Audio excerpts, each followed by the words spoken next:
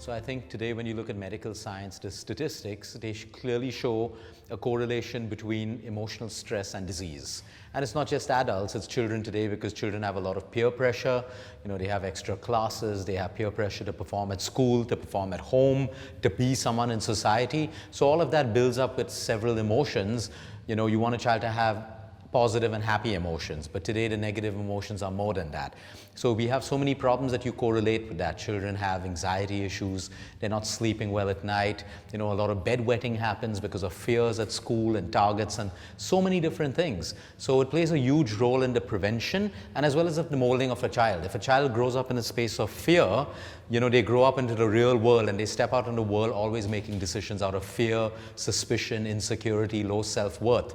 So right from the start, a child has to be emotionally molded, and for that, it forms one of the pillars of health, because you can be giving them the best diet, but if they're stressed, a lot of nutrients won't even be absorbed. No, it isn't, because it's like education and awareness. Tomorrow, if we want to teach a child or an adult something new, it will take its own time, because a particular child has a mindset about health should be, until they learn something and then they start coming and doing it differently. So it's not really complicated. We think it's complicated, but if it's done the right way, like the parents lead by example. So if the parents start, exercising daily, children grow up. You don't even have to tell them, knowing that it is important. If the parents start eating well, the children automatically understand it's important. But if the parents are not doing it, the children don't see a reason why they should. And then when someone comes and tells them to eat healthy, it doesn't make sense to them because their parents, who they look up to, aren't doing the same thing. It is concerning, and these figures, you can add a lot more, because their data sources are limited to, who's giving them data. There are so many people who don't report this data. It's growing more and more, and it's a very, very big concern, because if you look at the adult population that's struck down with diabetes and obesity and the problems that they have right now, you can imagine how bad it's going to be when those numbers escalate. And it's not only going to destroy the health of the child, but including their work-life balance, as they get into relationships, all their studies. We have children who are obese, they can't focus in university. So they're constantly popping drugs to stay awake at night. It's terrible. It's like a drug addiction literally that's happening because of obesity. And obesity isn't just diabetes. It's cardiovascular, it's depression, it's anxiety, it's bone loss, bone density loss. It's, a lot of people think obesity means weight gain and diabetes. It's metabolic syndrome basically. The smarter the world gets, all the manufacturers also have to get smarter on how to trick them. So like recently someone sent a bottle of jam and they said it's sugar-free. There's no sugar, it's great for your children, but it has something called A polyphenols. And now when you look at that, okay, there's 7 different types of sugars in it already. But the government doesn't see that as sugar. So legally they can write no sugar, but technically your child is consuming more and more. So this is manufacturing industries getting smarter and smarter. So I think it comes down to education and leading by example. So if we want to change the health of 100 children right now, we need 100 individual parents just doing the basics. It seems impossible, but it is 100% possible. The thing is, everyone looks and says, oh, they blame the environment, they blame the world. It is finally you. Like I always tell people, okay, so if you can't control this, why are you trying to control your children from doing drugs? It's the same thing. Right. To stop them from doing drugs, you'll put in like a lot more effort, education, awareness, security, checkpoints. But for food, you're not doing any of that. You treat the two as the same. It's how you prioritize it, because most parents don't prioritize it. They figure that when the child gets sick, we'll get them to the best doctor. How exciting was it for us 20 years down the line? It was a beautiful meal. Today, most people call it a comfort meal. See, the problem is, there's no problem with rice and dal. If the child has not yet seen variety, rice and dal will become their favorite food. But if every time the parents, every 2 or 3 days, gives them Mexican and junk, obviously a child or an adult will find that more interesting than rice and dal. So the problem is not rice and dal. The problem is parents can still manage that. You have your staple diet Monday to Friday. Saturday is your treat day. Go out and select whatever you want to do. So it's all about balance. We're not trying to tell people that you have to be completely healthy or health obsessed. So Monday to Friday, you respect the rules of what we maintain for you, which is staple home cooked food. Saturday or Sunday, any of those days or both days, go out and try some different cuisine. But the child understands that I can get that, but during the week I need to do this to get that. But the parents today give it everything to the child, and then when the child falls sick, they expect the child to change their lifestyle. The child won't be able to do it because it's already ingrained in them. So again, it comes down to the parents to blame. It's not the children. It is the parents. Everyone will find an excuse. Now I can understand if all the parents were unable to control their children. It's very few who can't. They're not putting enough of effort, or it's not important to them. Again, we have spoiled that chain. So, a farmer had an X amount of cows, okay? And he had an X amount of clients, okay? The clients continued taking milk from them, they could maintain those cows. But then came all the Tetra Paks and everything else, and the farmer lost everything. They can't even maintain those cows or anything else. So they joined the bigger industries where now they're given injections and antibiotics to feed the cows because the bigger companies need yield. So all the adulteration comes in then. But today, when you go into sustainable living, every village, every city is surrounded by farms. If people support those farms, they'll get the best product ever because you don't have a middleman who's coming and changing the dynamics of that working process. So when you really look at it, they have a livelihood as well. If we maintain that, so if we go, now there are farms coming up around Bombay, for example, you can adopt a cow, which means I take care of the cow, but I'm getting milk from that cow, okay? So there's a whole business dynamic but I'm getting pure food. So people have to come together, but people are lazy. Smart marketing shows you a Tetra Pak, easy, convenient. People are like, why should I wait for a milkman to come? But if you have a great relation with your farmer or your milkman, you are going to get good quality milk and good quality food. Too many refined oils now, okay? So it creates inflammation in us. Now inflammation increases weight gain as well.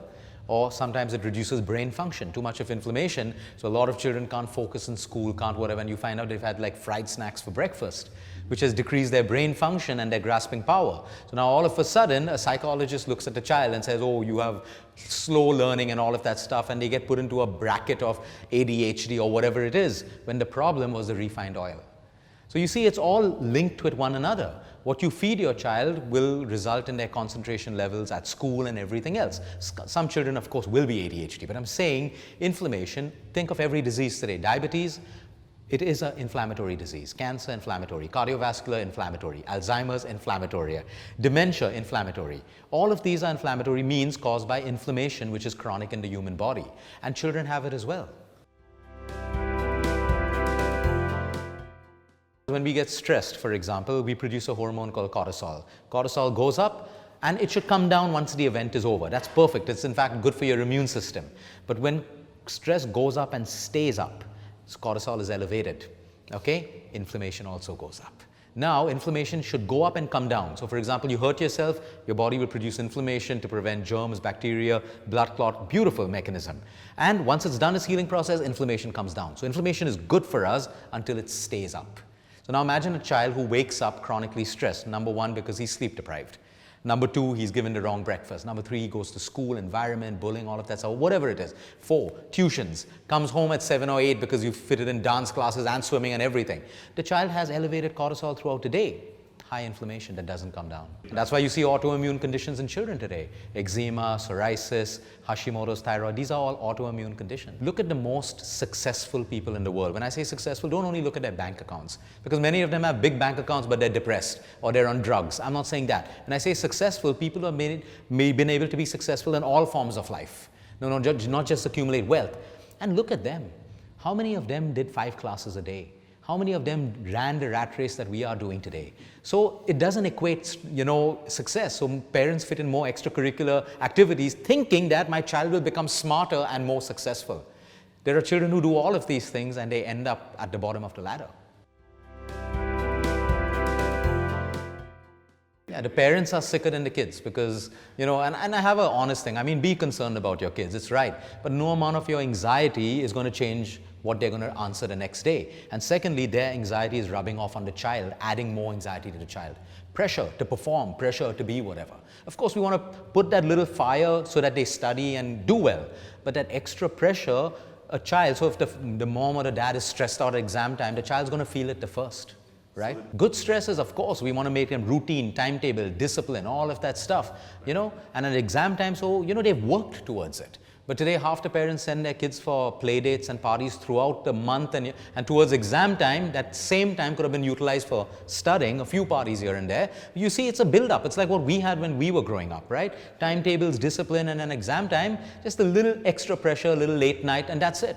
But today, everything is moved towards exam time, and that becomes the whole life of the parent and the child. Yeah, sleep is everything, and medical science has proven that today. So parents come to us with, my child has low immunity. My first question is, how much are they sleeping? So, oh, it's not good. So I said, then you only have to improve that. There's nothing else that you need to improve. Okay? You only have to improve his sleep. Because we have to understand, while a child especially, sleep deprivation for a child is detrimental to their health. Number one, growth doesn't happen. So, you only grow while you sleep. That's why infants sleep longer, and as they start growing, the sleeping hours come down. Repair, cognitive function, everything happens while you sleep. So if you deprive a child of sleep, that is the biggest disservice that any parent can do to a child. People spend money on, showing off their education and IB schools and this and that, whatever. You've not kept the source healthy. What is the point of all of that stuff? Tomorrow, and today children are blaming their parents while they're young adults that my parent didn't give me sufficient sleep, and today I am suffering. They don't care whether their parents have bought them cars, set them up in homes. You've lost your health. My mom, I am depressed today because my mom put so much of pressure on me while I was studying to achieve something that I didn't want to do. So kids are waking up today and, they're more aware. They're saying, you have no right to do that to me. Right. So parents have to be ready for the consequences of what they put their kids through. It's very, very important. Like I said, there was this whole study done in Sweden where they gave a child a plate of food, and they measured his iron and calcium levels before the meal, and he ate the meal alone. And the same, in another room, they had children, same age, all of that, eating the same meal, watching TV, And what they put on TV was something stressful, something that would, stimulate their brains. They measured the iron and calcium absorption of both. The people who ate their meals had a 90% absorption, which is really good. The people who were distracted with television, had a 5% absorption. So now parents think, oh, I'm getting organic food for my kids and stuff, but the kids are watching TV and eating, or they're stressed out. You're not even absorbing half the nutrients you eat. So mindfulness, meditation, yoga, if a child can learn this, now we don't expect them to meditate, but if they can learn to sit 5 minutes alone, let them think what they want, but learn to be with silence. Then you start preparing them because they realize how peaceful that silence is. They may not meditate, but they realize also the importance of silence, and that grooms them into yoga, meditation as they grow.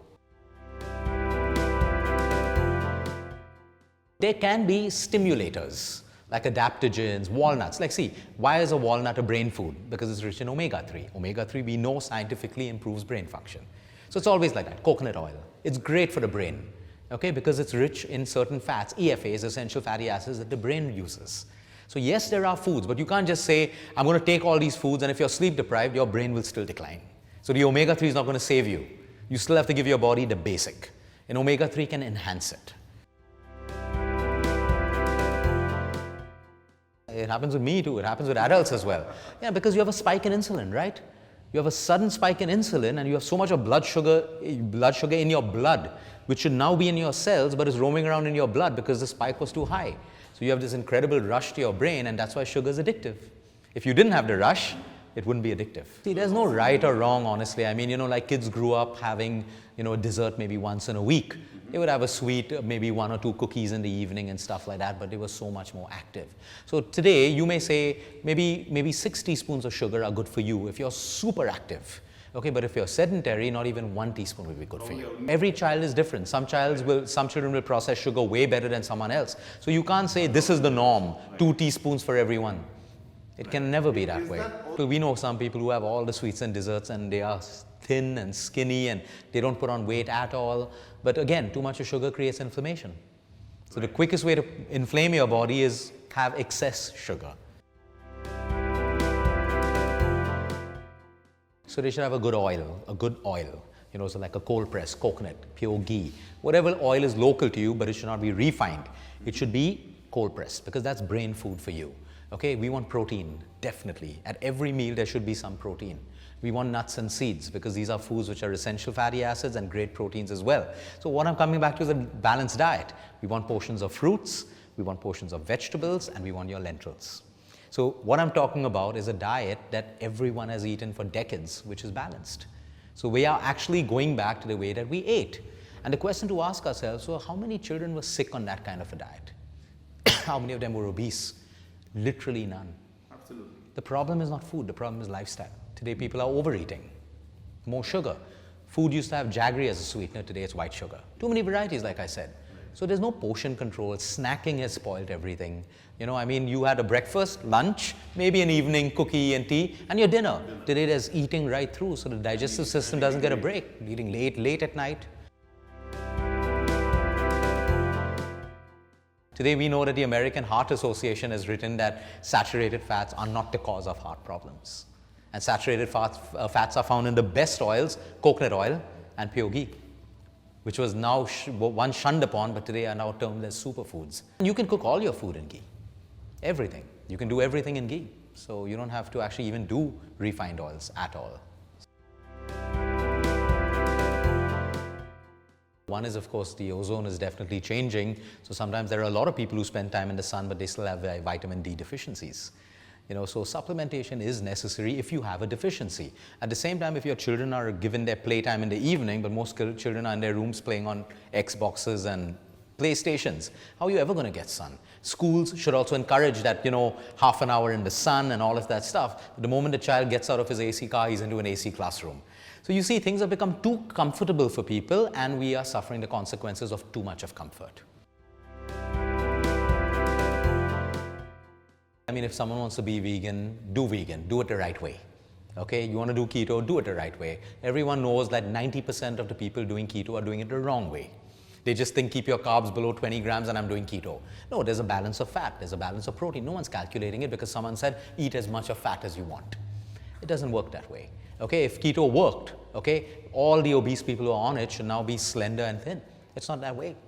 They're doing it the wrong way. So people, my question is, why do you need an extreme? I can understand someone who's put on a lot of weight, they want to use it as a kickstart. But if you know, I put on weight over the last few years because I was lazy. I didn't work out, I've not been sleeping well, I've been eating wrong food. If you only change those three parameters, you're going to lose that weight again. So my point is, why extremes? Again, it's very psychological because people join extreme groups to follow this as an attention-seeking mechanism. Oh, I'm part of this vegan group, I'm part of this non-veg carnivore group, I'm part of this keto. They get identity by putting yourself in a group. It's a very social element. You know, we all adapt to groups which make us feel important. Okay, but you don't have to do that with food. The thing is, most of the people who have the best physiques and the best health don't do any of these diets. Extremes are not necessary. They are not necessary. And I'm yet to see my data from around the world, from cancer, diabetes, Alzheimer's, you name the disease. I'm yet to see data showing that a vegan diet is healthier than a vegetarian, or a vegetarian is healthier than a carnivore. In fact, most of our patients are vegetarians and vegans. Also non-vegetarians. But no data shows that, of course, like I get a heart patient, if I'll put him pure vegetarian, I know I can reduce inflammation in his heart immediately. We would do those things, but the data doesn't show anything. So we have to look at what's happening in the world. Everyone is slowly going back to their roots. Everyone. And the system is forcing you that way because everyone's realizing that was the right way. Now, of course, everyone comes like, it's impossible to eat before sunset. I'll tell you, those are excuses. If you want to make it happen, you can. I have the busiest people, billionaires, who are now eating their lunch at 6 o'clock. If they can do it, and the most busiest people, most people are just making excuses. You know, some comfort is being moved out of their life in order to have an earlier dinner, and so they're not doing it. I have socialites and party people eating at 6:30 and still going out partying. They don't touch any food post-sunset. They're living a life, they're enjoying their lives. There's too much of complaining and excuses amongst parents, kids today. Everyone is looking for more comfort, but they're more unhappy. I always say, if you have so much comfort, it should result in more happiness. But today people have more comfort and depression and anxiety is at its highest. Of course we are, because it's a quick fix. Comfort means quick fix. Like in the olden days, if you had a back pain, your doctor would say, sleep on the floor, on the ground, for a week, and your pain will automatically get better. And it makes complete scientific sense, of course, unless you have some really bad rupture, because the heart flow acts as literally a support for your back. Today, no, go get a mattress which is softer, which is going to create a bigger problem. Comfort equals more problems. But people want quick fixes. No one wants to compromise comfort. You put a child who's growing up on the ground or a thin mattress, they will grow up with that. You give them a luxurious mattress from day one, you've already spoiled them for the rest of their life. You've not added any value to that child's life. Give them luxury in every other form, but not in a form that robs them of health. Yeah, of small percentages, maybe 5 to 7%. The rest is lifestyle. Yeah, well, the stats are out there. In medicine, 5 to 7% is highly genetic. So the rest is caused by lifestyle. Environment, when I say lifestyle, it could be environment, pollution, pesticides in food. It's multifactorial. Many things coupled with a sedentary lifestyle, lack of sleep, constipation, acidity. You put it all together and it makes complete sense to you.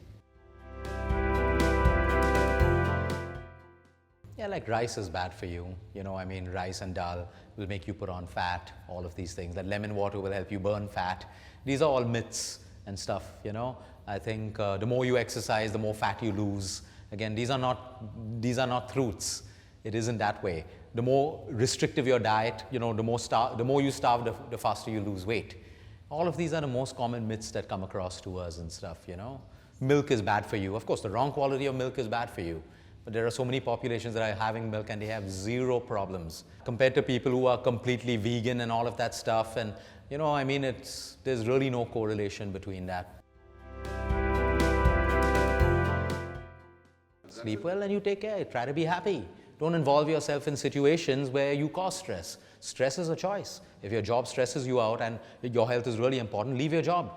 You can't say, the next excuse of the mind will be, but I provide for the family. You'll get another job. Maybe you won't get the same pay, but you still got your peace of mind.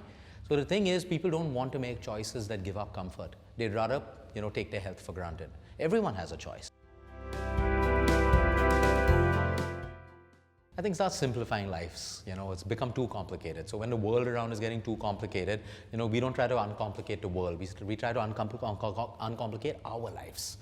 Because you just got caught into that rut. Everyone's doing everything. I must do the same thing. No, you don't have to do everything. So sometimes parents have to be mindful, step back and realize, what am I getting out of this? Absolutely nothing. Absolutely nothing. What are you getting out of sending your child for 5 classes? If you can tell me I'm getting this, please go ahead and do it. But if you don't know, why are you doing it? So I think people have to, and parents have to stop comparing it to one another, who's doing what, whose child is doing it. Stop comparing children. Most of our cases of depressed children come with, children being compared to other children. You've just robbed a child of their self-worth, and so parents play a huge role. And like I always say, I'm not here to lash out at parents. The unfortunate part is you get one chance to be a parent. None of us get trained to do it.